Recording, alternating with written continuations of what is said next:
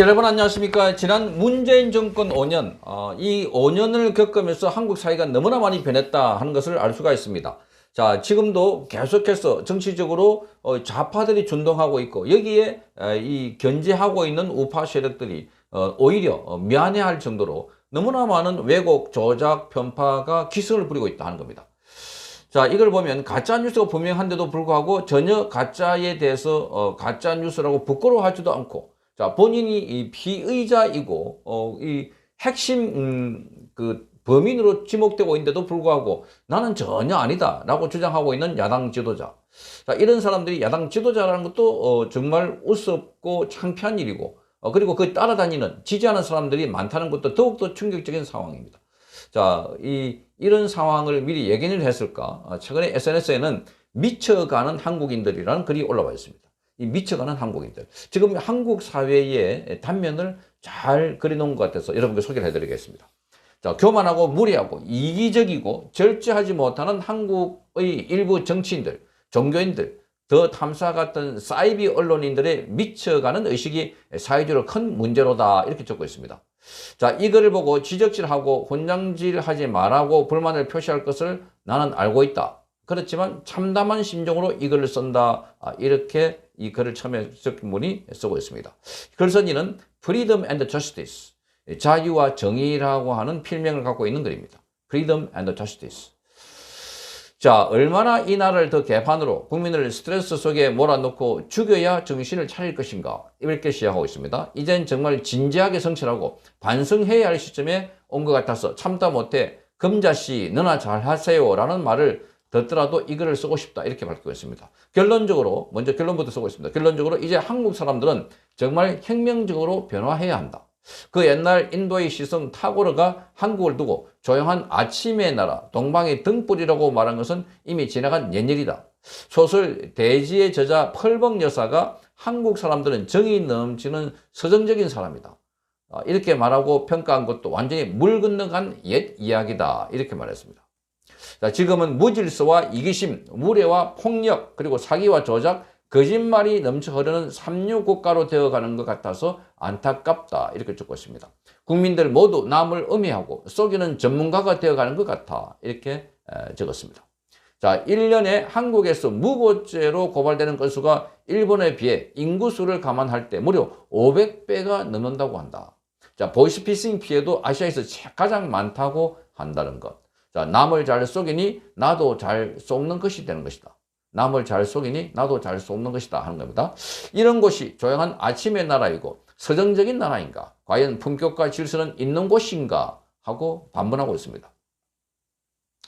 세계 경제 10위권 대국이다, 세계 10위권 경제 대국이니 또는 BTS, K-팝이니 K-음식이다, K-문화 등을 말하고 있으나 그러나 교만에 빠져서 전부 간이 부은 것 아닌가? 그러나 품격은 쓰레기 수준이다, 이렇게 말하고 있습니다. 자, 이렇게 말하면 지나친 건가 하고 묻고 있는 것입니다. 세계에서 욕이 가장 발달된 나라가 한국이라고 한다. 자, 돈 벌기 위해서 한국에 오는 외국인 근로자가 한국에서 가장 먼저 배우는 말이 바로 욕이라는 겁니다. 자, 전철과 버스, 길거리에서 지나다니는 중고생들의 대화를 엿듣다 보면은 욕이 안 들어가는 말이 안 되는 꼴이 아닌가. 자, 이제 MZ세대, 또 Z세대, 밀레니엄 세대, A1 세대라고, 자, 어른이고 부모인 애미, 애비가 자식들을 훈육을 포기한 것인가? 그러니 짐승 같은 폭력의 나라로 변해가고 있는 것이 아닌가? 이렇게 우려하는 글을 적고 있습니다. 전부 자기 자식들만 귀한 줄 알았지 그 자식들이 밖에서 어떤 짓거리를 하고 돌아다니고 어떻게 평가받고 있는 줄은 전혀 모르고 있으니 얼마나 한심한 일인가? 사랑과 훈육도 구분 못하는 덩신들인가? 그러니 한국 군대도 유치원이 됐다고 말하고 있는 것이다. 군대가 바로 유치원이 되어버렸다. 그러니까 자, 군인들을 보내놨지만 부모들이 나서가지고 전부 다 우리 애는 안 된다, 우리 애는 이렇게 옷을 입혀달라, 이렇게 훈련을 시키지 말아달라, 그런 간섭을 하고 있는 나라가 되어버렸다는 겁니다. 자, 그러면서 선진국이란 돈이 많고 적음이 아니라고 한다. 아무리 그 포장이 멋진 명품을 들고 고급 승용차를 타고 다니지만 의식과 내용물이 쓰레기면 아무리 아름답게 포장해 놔도 속은 쓰레기일 뿐이다. 동남아 골프장에서 한국 사람들의 평가는 섹스 광이다, 돈 자랑이다, 옷 자랑이다, 술 자랑이다 하는 양아치 그룹이라고 평가받고 있다고 합니다. 그래서 그들이 한국 사람들을 평가할 때는 추악한 한국인, 어글리 코리언이라고 합니다. 심지어 현지 교민들도 한국 사람이라는 것이 창피스럽고 부끄럽게 생각된다 이렇게 말하는 사람들도 있습니다. 지금 한국 사회는 질서나 예의는 고사하고 상대에 대한 배려가 없다는 겁니다. 지하철이나 시내버스를 타보면 전철을 타자마자 빈자리를 찾는 사람들의 눈빛에 살기마저 느껴진다는 겁니다. 나이에 관계가 없다는 겁니다. 늙은이, 젊은이, 애들, 남녀가 모두가 똑같다는 겁니다. 전철간에는 임산부를 위한 핑크빛 자리가 마련되어 있지만 임산부들의 소리 없는 고통과 피곤함을 들어주고 배려하기 위한 이런 자리인데도 불구하고 그 자리에 임신과 관계없는 늙은 아주머니, 또 할머니, 심지어 젊은 사람들도 앉아있다 하는 겁니다.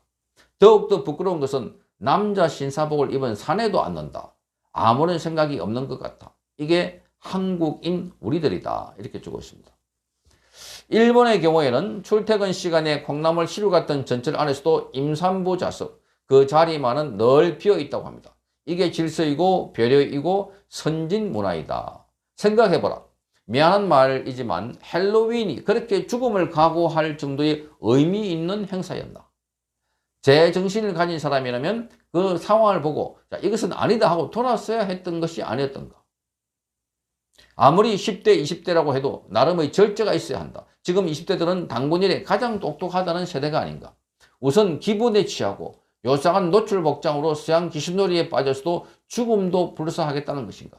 그들에게 순간은 있었으나 미래가 없어진 것이 정말 안타깝다 하는 겁니다. 자, 2014년도에 세월호 해상교통사고로 300여 명의 아이들을 죽게 하고서도 다시 또 이렇게 죽게 하는가? 누구를 원망하겠는가? 우리들의 수준이고 자업자득인 것을 인정하는가? 또 곧 잊어버리고 또 죽을 것인가? 정말 반성하고 처절하게 반성하고 국민들은 각성해야 한다. 그러지 못하면 대한민국은 순간은 있을지 모르지만 미래는 없다라고 아주 날카롭게 질타했습니다. 자, 그중에 특히 정치가 바뀌어야 한다. 정치가 바뀌려면 정치꾼이 바뀌어야 한다. 작금해 정치꾼들에게는 국가와 국민 미래를 찾아볼 수가 없는 것이다.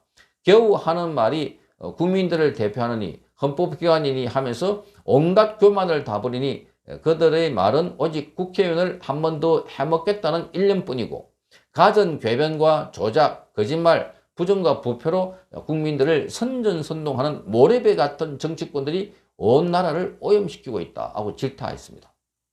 거짓말을 밥 먹듯이 해두고 방금 한 말도 오리발 내밀고 사기, 투기, 뇌물, 불륜 등의 온갖 추악한 저질 범죄에 해당하는 자나 또는 선거 조작 등의 국기문란의 범죄자가 대통령을 해먹거나 또 대통령 후보가 되었다고 이 지도자란 이름으로 거들먹거리고 시험 한번 치지 않고 딸을 의사 만드는 국립대 교수 나부랭이들이 혹세무민하면서 국민들의 정신을 오염시키고 상대적 박탈감을 안겨주고 있는 것이다. 그래도 사과 한마디 하지 않고 궤변만 늘어놓는다. 그러니 애들이 무엇을 배우겠는가? 여기에다가 방송, 언론, 사이비 언론 등이 배설하는 거짓말, 조작, 더러운 말들이 아이들의 영혼을 더럽히고 나라와 사회를 오염시키고 있으니까 나라와 국민들이 온전하게 되겠는가 하고 묻고 있습니다. 더욱더 문제인 것은 자기 형수를 어떻게 찢어버리겠다 하는 이런 정치꾼을 맹목적으로 지지하는 제1야당. 국민들이 이 나라에 함께 숨을 쉬고 있다는 것을 보면 대한민국은 진정 총체적인 위기에 직면해 있는 것이다. 이제는 바뀌어야 한다. 혁명적인 국민의식 혁명운동이, 혁신운동이 국가 차원에서 대대적으로 이루어지고 획기적으로 전개되어야 한다. 정말이지 변하지 않으면 또 죽이고 내일이 없게 된다. 이것에 글을 끝내고 있습니다. 자, Freedom and Justice라는 필명으로 쓴 글인데 정말 오늘날 우리 사회 아주 밑바탕부터 이렇게 잘 예리하게 또 관찰하는 것 같습니다. 혹자는 우리나라를 위대한 나라다, 한강의 기적이다 라고 하지만 그러나 그거 자랑하기에는 이미 우리 안에 내부가 너무나 많이 썩어 있다.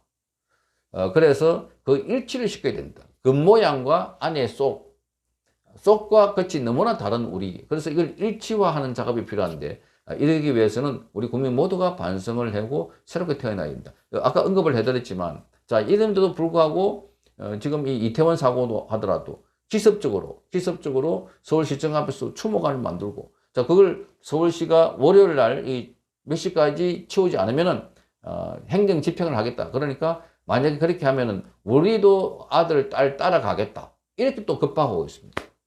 정말 이런 나라다. 그리고 그 바로 옆에 있던 이 행사장에서 어제 집회를 했는데 이재명 각 지역별로 할당량을 배당해가지고 버스를 동원해갖고 사람을 모아놓고 자 거기서 본인은 윤석열보다 탄압받고 있다 이렇게 주장하고 있습니다.